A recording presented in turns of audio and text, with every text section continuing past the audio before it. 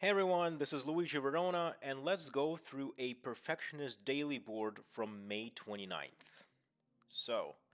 For those of you who are new to the game, if you want to play yesterday's board, there's a play mode button here. You click on that and you can play it. Okay, so let's start by just naively solving this board. What would you do if you see it for the first time? Well, of course, you immediately get rid of these things, maybe get rid of these things. This opportunity presents itself, so let's do that. Okay. Right, and when I'm solving a perfectionist board, one of the things that I do is I do allow myself to just try to solve the board naively. Obviously, this is not going to be an optimal solution, but it allows you to learn kind of the opportunities that you see on the board and discover things that are going to help you later on. So all of this is very useful. So we have maybe 14 and 11. Let's combine that. We have 11, 11, 12, 12. And maybe let's do that. So we have this, this.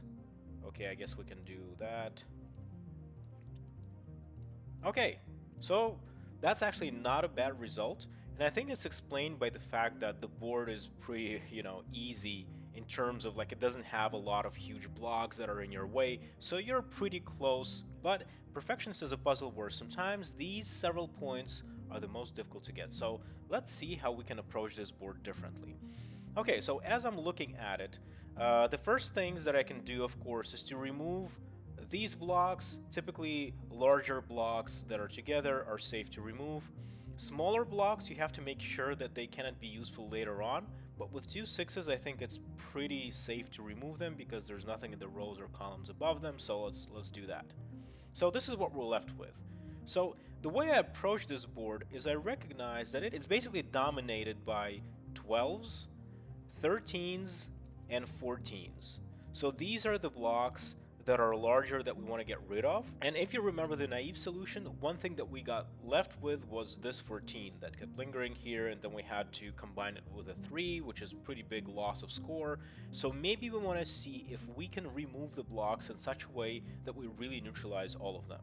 And that was basically my approach when solving this board.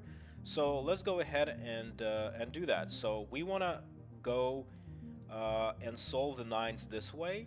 And the reason we don't want to use an 11 is because we can use it here. Previously, of course, what we did was delete the 12s like that. But that sort of leaves 14 over here, and we don't want to upset this cross right here because it's a very solid combination of, removing these 4 blocks. So we don't want to go there. Instead, what we can do is we can remove the 14 by using a 12, which still unlocks the 8s. And we go into that cross over here. Now, this obvious combination, and we are left with a different cross, which we can solve, and voila! So what we achieved here is that now we have only 4 large blocks, the 10s, which are matched, and then we have an 11 and a 12. And they differ by 1, and at least it's more realistic to get rid of this. So what we can do is remove the 3s, remove the 5s. Now we have 3 and a 4 to generate a 1, right? Boom. And so now we have 10, 10, 8, 8. So all the large blocks are gone. And we are left with 3, 4, 5, 6, which is a classic perfectionist puzzle resolved by combining 3 and 4 into 1 and matching the 5s. Okay, so this is kind of the thinking that can get you to 17, which is really, really good. And for a long time during the day, 17 was the best result. But eventually it became 16. And the question is, how do you get to 16? So during the day, I was actually not able to get a 16, but I want to walk you through how you can get there, and then we'll actually look at the solution. So one of the ways to go about it when you see that, hey, I have 17, but there's like one more point that I have to get rid of, is to try to understand, is there any point in the solution where you can get rid of 1? So one of the ways that I tried playing around with this was to delete these against each other. And when you're deleting 1 against 1, you actually lose 0. So this is something that is sometimes important to know. And then you try going through the board the same way we did, but it actually increase the score because, of course, you really did not have enough ones. Another thought that I had was, remember during the ending of the game, we had to create a 1, and we created 1 by combining 3 and 4. But wait a minute, that's not the only way to do it, right? You can also get a 1 by combining 2 and 3, and potentially using that solution is actually going to decrease the amount of points you're losing, because then you're going to be losing just 1.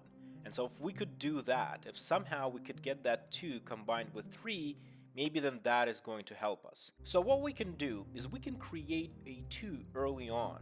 And what it allows us to do is to remove all of the 8s, right? Because right now, it doesn't matter whether we do it this way or we do it this way in order to open this cross.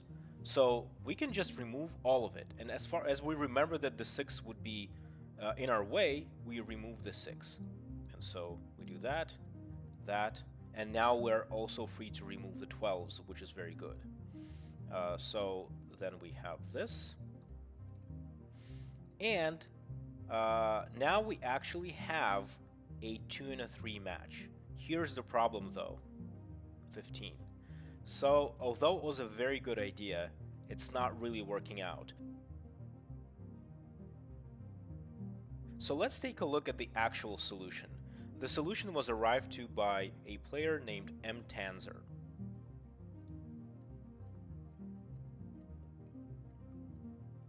So this is pretty much the same.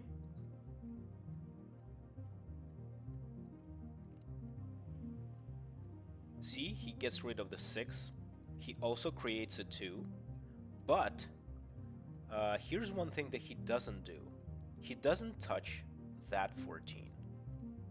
So the same cross, 14 stays, and then he uses this cross to get rid of all the 12s, but the 14 stays. He uses it against the 3, and he is left with a perfect ending. So there you go. Now, I'm not exactly sure what the thinking behind this was. Sometimes you reach a point in Perfectionist where not always will it be obvious or backed by reasoning, and while M. Tanzer could have had some reasoning behind this, in general, at times it's just you just need to try out things, play around. Some people actually do keep notes and try to understand what they're missing, but I think some of the reasoning could come from observing various endgame states.